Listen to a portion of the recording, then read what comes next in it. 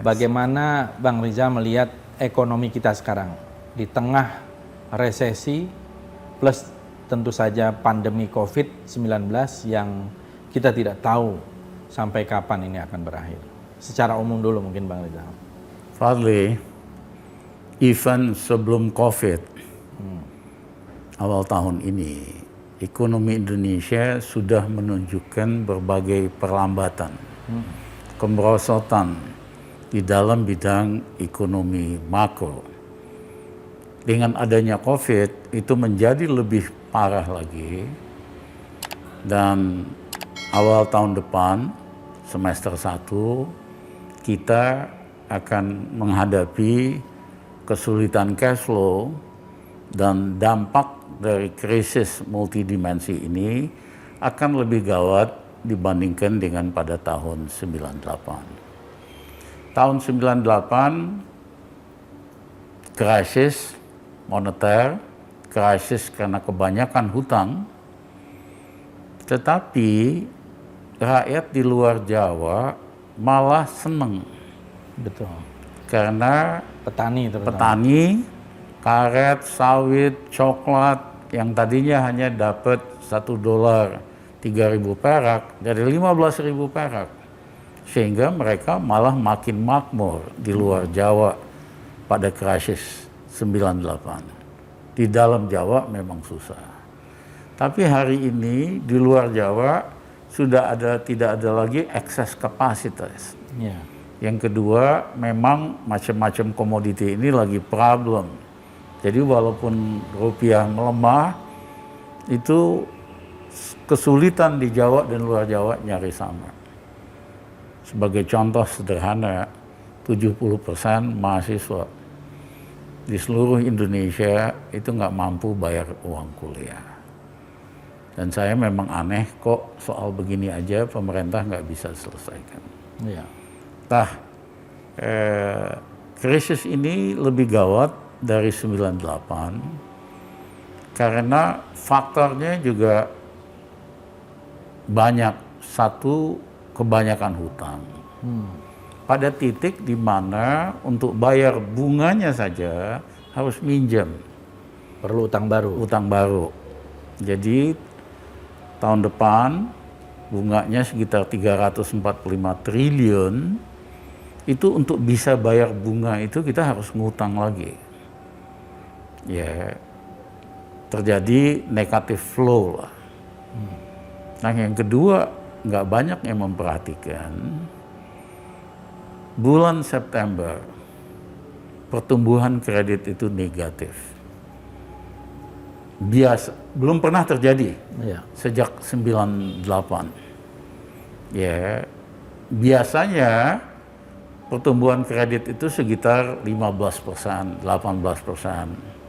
Kalau ekonominya 6%. Ini dari Januari sampai September pertumbuhan kredit hanya 3%. Bahkan September itu negatif. Negatif, ya. Artinya apa? Uang yang ada di rakyat disedot untuk bayar hutang melalui mekanisme membeli sun dan sebagainya. Nah, inilah yang memukul daya beli rakyat biasa. Ya, karena kalau ekonominya tambahan kreditnya let's say 10%, itu masih banyak uang beredar. Ekonomi masih hidup. Ya. Ya, dan rakyat ada pendapatan. Hari ini selain karena COVID, rakyat tuh nggak ada kerjaan. Ya, saya sedih sekali. Itu yang waktu saya di ELC, ada ibu yang saking putus asanya, 3 anaknya dia gorok karena nggak mampu kasih makan. Terus dia sendiri bunuh diri gitu. Nah, tragedi ini akan semakin terjadi pada semester 1 tahun depan, dan pemerintah ternyata tidak punya kemampuan buat menyelesaikan masalah atau mengurangi beban ini untuk rakyat biasa. Ya. Terbalik yang menurut Bang Rizal ini bisa mendapatkan penghargaan dari luar. Kalau saya waktu itu menjawabnya spontan, ya mungkin dia terbaik bagi orang asing gitu ya. Nah, mungkin Bang Rizal bisa menekankan terkait dengan utang ini. Kenapa kok kita sudah tahu resiko yang begitu besar, Tetapi kelihatannya Presiden nyaman saja melihat situasi ini. Fadli, misalnya Fadli di Root Bank, di papan bank ada, kalau mau pinjam di bank ini, kredit bunganya 15%. Para pengusaha datang minta kredit, mereka negosiasi, jangan 15% dong Pak, saya kan perusahaannya bagus, 12% dong, 13%. Tapi ada satu negara yang datang sama Pak Fadli, saya mau bayar bunga 17-18%, 2-3% lebih mahal dari pasar selama 10 tahun. Pak Fadli akan sangat senang banget sama si peminjam itu, kasih hadiah apa aja. Kalau cuman award mah gampang, kasih hadiah macam-macam dah. Karena kagak ada di seluruh dunia Menteri Keuangan yang meminjam dengan bunga kemahalan. Ya, misalnya Menteri Keuangan Singapura, Menteri Keuangan Jepang, Cina. Kalau minjam itu dia tekan semurah mungkin, bukan kasih bonus semahal mungkin. Tidak aneh dia disenengin oleh para bankir dan investor asing.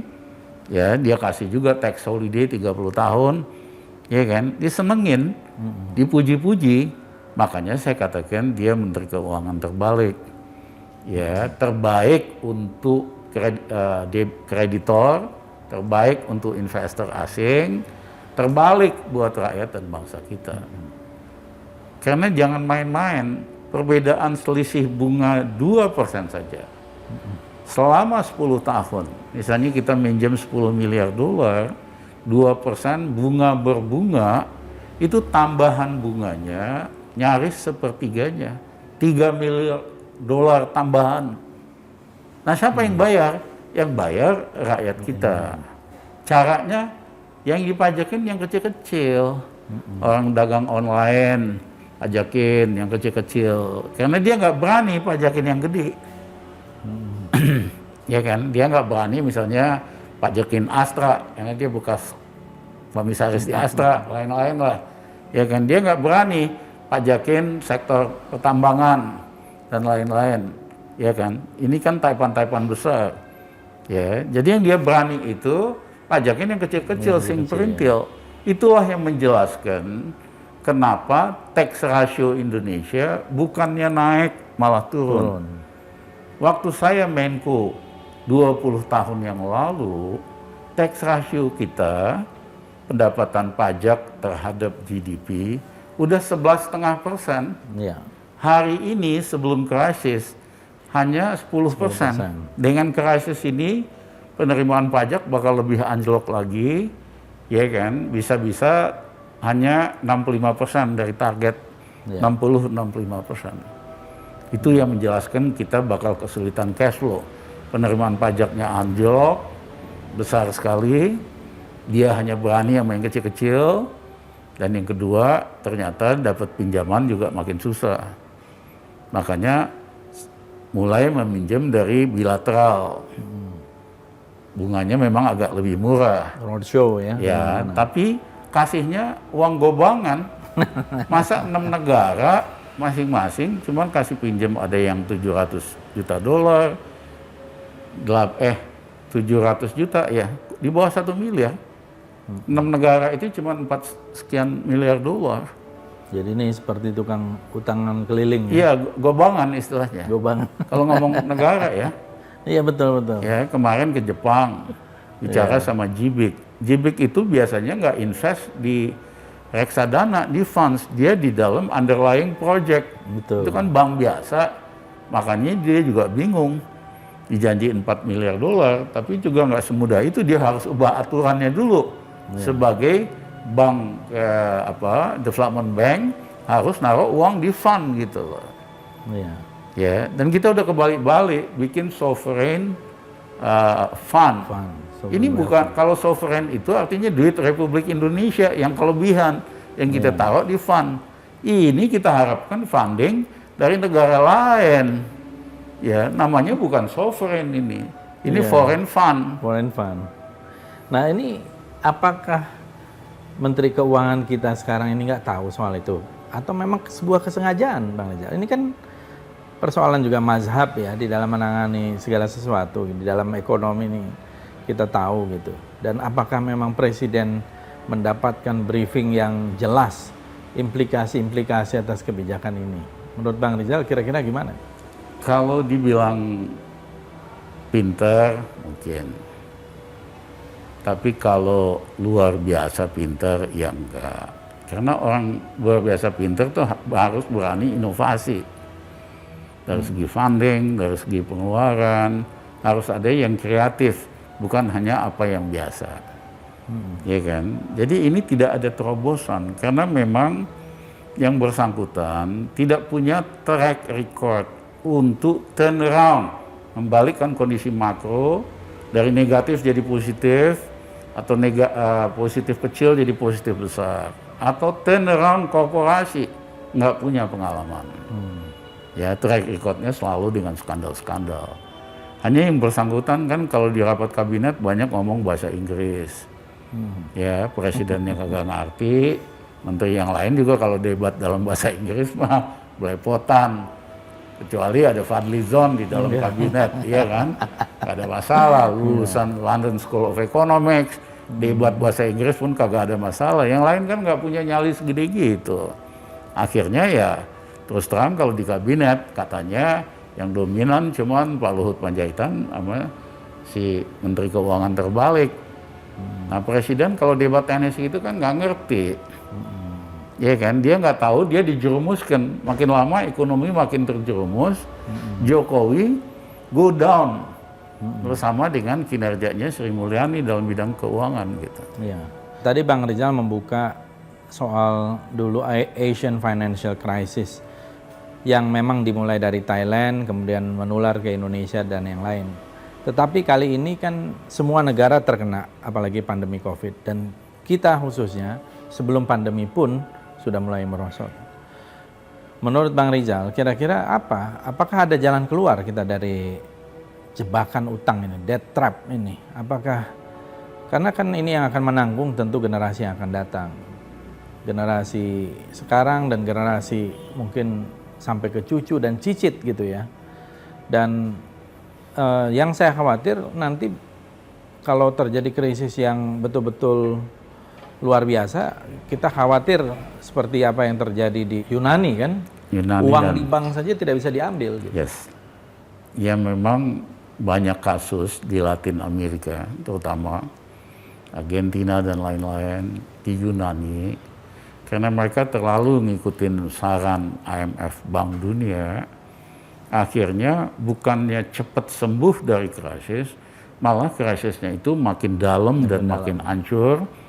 Bahkan pemimpinnya kemudian biasanya jatuh. Ya sama Pak Harto terlalu banyak dengerin IMF, akhirnya jatuh. Ya, betul. Ya kan, Presiden Yunani kebetulan saya pernah ketemu, ikut jalan IMF, ngikutin program austerity 3 kali. Setiap kali rakyatnya makin miskin, ekonomi nasionalnya makin rusak, akhirnya dia malah nggak kepilih lagi. Nah, kalau kesulitan cash flow, biasa nanti ada yang mulai sarankan pinjam aja dari IMF. So we go to the same cycle again. Ya sebetulnya kita bisa hindari. Kalau kita lihat krisis 98, ada 3 pola. 1, pola Korea. Utangnya banyak. Presiden Kim Dae-jung bawa sekitar 100 pengusaha besar dari Korea ke New York. Dia minta tolong sama Menteri Keuangan Rubin, sama Lawrence Summers. Bukan, waktu itu Robert Rubin ya. Robert Rubin, Bob, sama Fed waktu itu, supaya undangin kreditor-kreditor ke Korea. Jadi mereka lakukan sesi restrukturisasi kredit dalam 2 minggu di New York. 100 Taipan sama semua kreditor bank-bank Eropa, Amerika, sama Jepang. Selesai, begitu pulang ekonomi Korea mulai rebound. Jadi di roll over ya? Restructure, Restructure over. Ya, sama Alan Greenspan dibantu. Alan Greenspan, ya. Buat teleponin debitor-debitor. Ya. Ya, canggih Kim Dae-yong. Nah, yang kedua adalah Indonesia. Begitu krisis, cepat panggil IMF. Saya ingat waktu itu sebelum Kam Dem-su ketemu sama Soeharto, Presiden Soeharto di istana, dia undang beberapa orang di Borobudur, minta pendapatnya. Saya satu-satunya yang mengatakan, Mr. Kam Dem-su, kita nggak setuju IMF masuk ke Indonesia karena ini akan membuat krisis lebih dalam lagi. Ya. Ekonomi akan lebih anjlok lagi. Sebaiknya Indonesia nggak usah ikut IMF nggak usah ikut campur ekonomi Indonesia. Tapi mayoritas yang hadir di situ setuju. Menteri-menteri Soeharto setuju semua, termasuk Wijoyo dan kawan-kawan, Mari Muhammad. Akhirnya Soeharto tenggelam bersama nasihat IMF itu. Ada yang ketiga, yaitu Malaysia, Mahathir. Jadi di sidang kabinet tiba-tiba ada kawan kita, Wakil Perdana Menteri Anwar Ibrahim, sarankan supaya undang IMF. Nah, Mahathir dapat nasihat dari Gubernur Bank Sentral Malaysia pada waktu itu, lulusan Inggris, namanya Zeti, perempuan. Dia udah kasih nasihat sama Mahathir, jangan ikutin saran IMF. Betul. Kalau itu terjadi, ekonomi Malaysia hancur, pemerintahan Mahathir bisa jatuh. Ya kan? Akhirnya Mahathir tidak mau ikut program IMF, akibatnya Anwar Ibrahim mesti disingkirkan. Tetapi yang dia lakukan, dia perkenalkan capital control. Uang yang sudah masuk, uang asing udah masuk Malaysia, nggak boleh keluar dulu selama 2 tahun. Apa yang terjadi? Mata uang ringgit Malaysia stabil. Stabil, betul. Ekonominya stabil, tetap tumbuh 6-7%. Mahathir nggak jatuh. Nah, berbeda sekali sama Indonesia. Ikut nasihat IMF, ekonomi tadinya 6%, anjlok minus 12,9%. Pengangguran hampir nambah 40%. Corporate bankruptcy besar sekali. Akhirnya biaya penyelamatan bank BLBI dibandingkan GDP Indonesia termasuk terbesar. Itulah blunder akibat ikut saran IMF Bank Dunia. Dan depresiasi rupiah yang sangat dalam. Depresiasi rupiah dari tadinya Rp3.000 ya per dolar, jadi hampir 15.000. Iya, malah 2.200-an kan? 2.200 awalnya, merangkak ke 3.000, anjlok ke 15.000. Iya. Nah, tidak banyak pejabat di Indonesia yang paham tentang ini. Ya, padahal tahun 98 awal kuartal pertama kami mengundang Dirut Bank Dunia, Wolfenson, orang Inggris, ke Jakarta. Di situ, di depan wartawan asing sama Wolfenson, kita bacakan petisi tentang Bank Dunia. Dan itu ditandatangani oleh hampir 17 tokoh nasional Indonesia, mulai dari Nurhalis Majid, Buyung Nasution, dan segala macam lah. Kami yang initiate, kita bacakan itu. Satu kritik kami bahwa banyak proyek Bank Indonesia selama Soeharto itu yang dikorup. Bank Dunia harus memulai program anti korupsi. Yang kedua, ramalan-ramalan Bank Dunia 97, 98 bahwa ekonomi Indonesia bagus-bagus saja ternyata salah semua. Nggak benar, meleset. Wolfenson mengakui di depan umum bahwa satu, memang banyak proyek Bank Dunia yang dibocor, dikorupsi, dan yang kedua banyak ramalannya yang salah kalau lagi krisis gitu. Akhirnya dia minta ketemu saya di suite di Four Seasons berdua. Dia bilang, Dr. Ramli, saya betul-betul kaget korupsi proyek Bank Dunia ini tidak hanya terjadi di Indonesia, kemungkinan besar di daerah lain. Oleh karena itu, sepulangnya dari Jakarta, saya akan gerakan anti korupsi dan good governance di seluruh proyek Bank Dunia. Seluruh pejabat Bank Dunia harus kursus 6 minggu tentang good governance dan anti corruption. Yang kedua, saya akan ambil inisiatif dengan Uni Eropa untuk membiayai gerakan anti korupsi di Indonesia. Apa yang kemudian dikenal sebagai government reform. Waktu itu Dillon yang dibayain 8 juta dolar lebih. Ya kan? Itulah yang membiayai studi dan undang-undang KPK. KPKPN dulu ya awalnya. Ya kan? Dan undang-undang KPK dan membiayai ICW segala macam. Itu sebagian dari dana ini. Nah, yang ketiga dia bilang dia akan pecat Direktur Bank Dunia di Indonesia karena laporannya banyak ngaco. Dipecat namanya waktu itu Dennis Detrey, dia pecat cepat. Yang ketiga dia mengakui bahwa kami salah dalam menilai ekonomi Indonesia. Nah, harusnya kan ini menjadi pelajaran berharga bagi Indonesia hari ini. Ya kan, jangan terlalu dengar apa yang dikatakan Bank Dunia IMF karena mereka nggak ngerti-ngerti amat juga tentang kondisi Indonesia. Dan yang kedua adalah kalau itu gradual change, kondisi normal, ramalan Bank Dunia IMF banyak benarnya. Tapi begitu ada krisis, ada structural break, mereka nggak bisa tebak semua. Betul. Ya, mohon maaf kami satu-satunya ekonom di Indonesia yang ungkapkan ini bakal terjadi, dan saya dimuat di Wall Street Journal dan sebagainya waktu itu.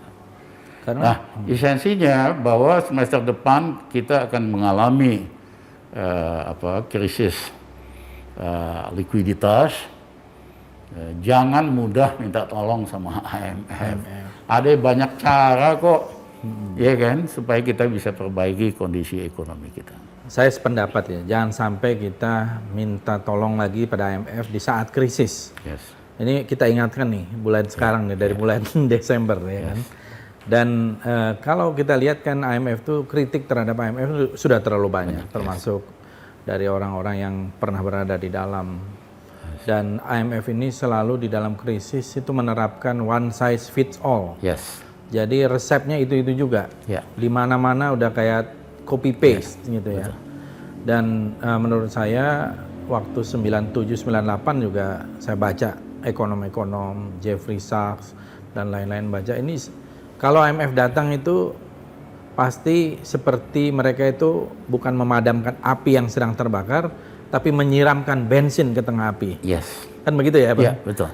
Dan ini rupiah pasti anjlok, setiap dia datang tuh rupiah anjlok, bukannya membaik. Nah, jadi kita lihat apakah nanti pada ramalan Bang Reza Ramli prediksi semester pertama ini kita akan, pemerintah terutama, minta bantuan lagi kepada IMF dan Bank Dunia atau tidak. Nah, karena menurut saya kita punya kewajiban untuk mengingatkan bahwa keterlibatan IMF selalu ujungnya adalah misery. Makanya ada yang yang bilang nih apa namanya? International Misery Fund. Bang Rizal, jadi saya melihat analisa-analisa Bang Reza Ramli dari dulu ya, yang saya lihat memang cukup tajam dan komprehensif gitu untuk melihat bagaimana situasi nasional maupun situasi global. Dan kini kita dihadapkan kepada tantangan itu sangat-sangat super serius, dan Bang Rizal tadi sudah memberikan warning yang sangat penting menurut saya dan harusnya ada pelajaran. Namun kita akan melihat dari pola yang ada, tidak pernah belajar dari sejarah nih ya Bang Rizal. Dan pada ujungnya kita didadak pada satu krisis multidimensi. Apakah ini sebuah destiny kita? Ya, kan sejarah sering berulang dan kemudian terperosok kepada lubang yang sama atau semacam itu. Tapi yang saya lihat dari sejarah tadi Bang Rizal ada 3 pola atau 3 contoh Korea, Indonesia dengan Malaysia. Dan kelihatannya kita tidak ada tanda-tanda mau out of the box ya, berpikir atau melakukan tindakan out the box. Lantas dalam situasi yang seperti itu, apa saran Bang Rizal Ramli kepada masyarakat pada umumnya? Misalnya dalam persoalan tadi pendapatan sudah susah, cash dan seterusnya. Yang saya khawatir ya perbankan kita, apakah sanggup ya, apalagi diberitakan beberapa waktu lalu ada beberapa bank mengalami persoalan yang cukup serius. Ada orang yang punya tabungan bahkan deposito tapi tidak bisa diambil dari bank. Apakah kemungkinan ini bisa terjadi dan apakah orang sudah seharusnya memegang cash atau bagaimana Bang? Jadi setiap krisis kita kan bank banyak. Ada 5 bank besar, Ya. 10 bank besar. Sisanya ratusan tuh yang di bawah. Setiap krisis itu uang itu ngegeser. Naik justru ke bank 5 bank besar. Ya, nah itu gejalanya juga mulai terjadi sekarang. Jadi banyak bank menengah yang mulai kesulitan, kesulitan lah, cash flow dan sebagainya. Nah, sayangnya saya belum melihat bagaimana cara pemerintah akan mengatasi ini. Yang terjadi itu bank BUMN dikasih tambahan likuiditas dengan harapan bank BUMN ini jadi payung nanti bagi bank kecil dan menengah yang mengalami kesulitan cash flow. Tapi itu berbahaya ya, karena tadinya bank-bank BUMN ini sehat, kemudian dicantolin bank bermasalah, itu bisa nyeret ke bawah. Iya kan? Seandainya ini dilakukan tanpa perencanaan yang benar, bagaimana menghandle krisis ini, bukannya menyelesaikan masalah, create masalah baru. Karena bank udah bagus, dicantolin bank masalah, akhirnya nyungsep juga gitu. Nah jujur aja sampai hari ini saya belum baca apa langkah-langkahnya, apa skenarionya kalau terjadi krisis bank. Ingat nggak 98? Ya, itu mula-mula pemerintah ikutin saran IMF, tutup 16 bank kecil. Iya betul. Di atas kertas nggak ada efeknya 16 bank kecil. Itu bulan November 97. Iya, itu yang nyarankan pegawai-pegawai IMF dokter masih muda yang belum punya pengalaman. Iya kan? Apa yang terjadi begitu 16 bank kecil ini ditutup, rakyat ketakutan jangan-jangan ini terjadi dengan bank-bank besar. Akhirnya dia rame-rame datang ke BCA ambil uang cash, BCA nggak punya uang, mesti diturunkan helikopter buat drop uang. Akhirnya BCA collapse, bank besar lainnya, Danamon, lain-lain, ya kan puluhan bank collapse. Sehingga akhirnya mesti dibantu dengan BLBI yang bermasalah itu. Poin saya, ini pemerintah belum punya pengalaman juga ngeberesin bank ya tanpa bikin masalah. Sri Mulyani misalnya kasusnya kan Senturi. Senturi itu ya kan skandal karena dana pihak ketiganya kurang dari 2 triliun. Harusnya diberesin aja itu, beres tuh bank. Tapi dia suntikin 6,7 triliun. Ya buat kemana-mana gitu loh. Ya dia nggak punya track record nyelamatin bank tanpa uang. Rizal Ramli nyelamatin waktu itu Bank BII yang diras 0,5 triliun lain-lain, padahal Bank BII itu 9 kali lebih gede dari Bank Senturi. Nah, kami dapat memo dari Bank IMF, Bank Dunia, ini hanya bisa diselesaikan dengan suntik BLBI jilid 2 sekitar hampir 4,5 triliun atau tutup total 5,5 triliun. Nah, saya tukang ngeritik nyelamatin bank dengan pakai uang rakyat. Masa saya mau lakukan? Akhirnya saya cari jalan sendiri. Saya panggil Dirut Mandiri waktu itu, Pak Adi Nelu, saya panggil Pak Anwar Nasution, Deputi Gubernur Senior Bank Indonesia. Hari Minggu ke rumah dinas, Saya bilang kita nyelamatin bank ini out of the box, tidak pakai BLBI.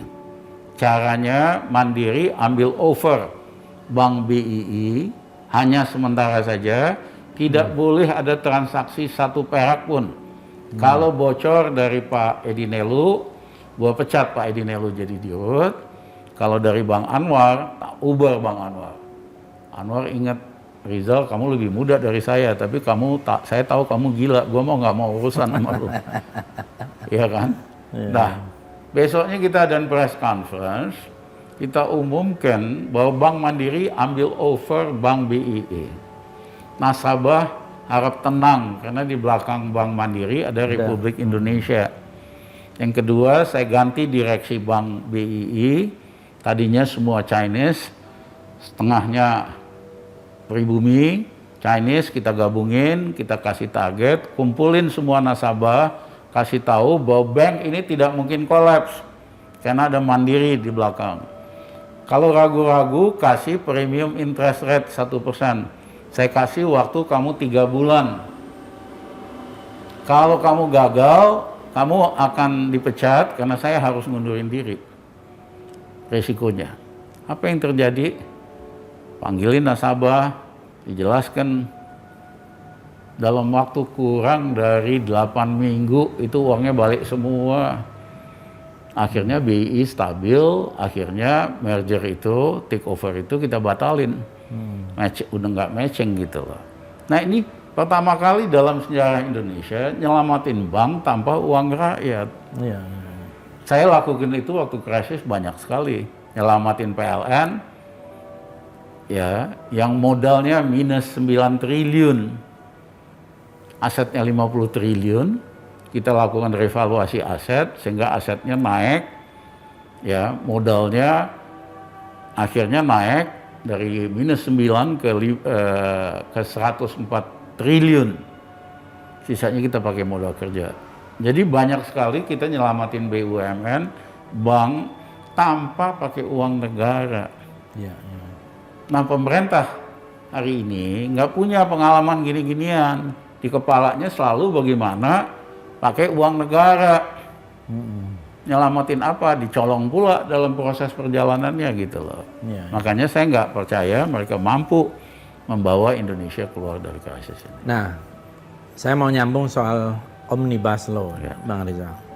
Pemerintah memaksakan Omnibus Law, termasuk kemudian juga dipercepat prosesnya di DPR, tapi banyak resistensi dari berbagai kalangan, terutama dari kalangan buruh dan lain-lain. Tetapi yang dijanjikan oleh pemerintah ini akan datang investasi berbondong-bondong, kan begitu ya. Termasuk kalau kita lihat janji-janji ini ya yang selalu muluk-muluk, tidak juga biasanya terjadi. Tapi melihat keadaan sekarang dan beberapa bulan ke depan, apakah Omnibus Law ini memang akan ada dampaknya menurut Bang Rizal? Sebetulnya sederhana kok. Mereka nggak pernah bisa memberikan perkiraan berapa investasi yang bakal masuk dengan Omnibus Law, berapa pertumbuhan ekonomi, dan berapa lapangan kerja yang diciptakan.